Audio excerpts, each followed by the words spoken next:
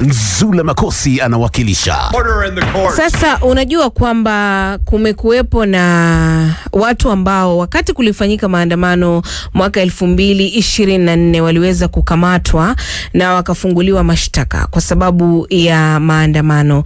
Sasa kuna baadhi ya watu ambao walikuwa wameweza kukamatwa kwa sababu ya maandamano ambayo yalifanyika katika maeneo ya Kajiado, na nimeona leo kuna taarifa kutoka mahakamani na natafuta hiyo taarifa, jamani imekwenda wapi? Naam, kuna maandamano ambayo yalifanyika maeneo ya Ongata Rongai mwaka 2024, na kumbuka yalikuwa ni maandamano makali na kuna baadhi ya watu walijeruhiwa, watu wakapoteza maisha, na kuna baadhi ya watu ambao walikamatwa, and it was during the Gen Z demos. I don't know whether you remember that demo, kwa sababu this was one of the biggest demonstrations I think our country ever witnessed, na tuliona kwamba kuna watu walipoteza maisha yao, kuna wale ambao walikamatwa na polisi, kuna wale ambao walikuwa na kesi.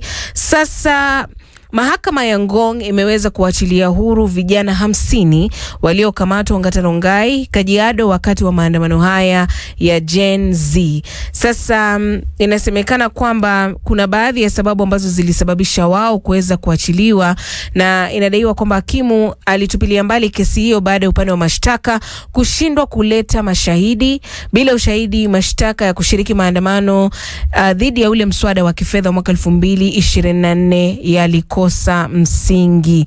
Sasa basi vijana hawa 50 wakaweza kuachiliwa huru. It's such a coincidence that this is happening on the very day ambapo kulikuwa kunatarajiwa kuwa na maandamano leo, lakini maandamano yenyewe hakufanyika, ama tunaweza sema yalikuwa ni maandamano baridi. Sasa it's such a coincidence that this ruling comes on the day we expected to have maandamano, but that is it. Vijana 50 kutoka maeneo ya ambao walikamatwa kutoka maeneo ya Rongai wameweza kuachiliwa na mahakama pale Ngong, na mahakama imesema hakuna washahidi, kwa hivyo hakuna kesi. Hii ni Radio Maisha.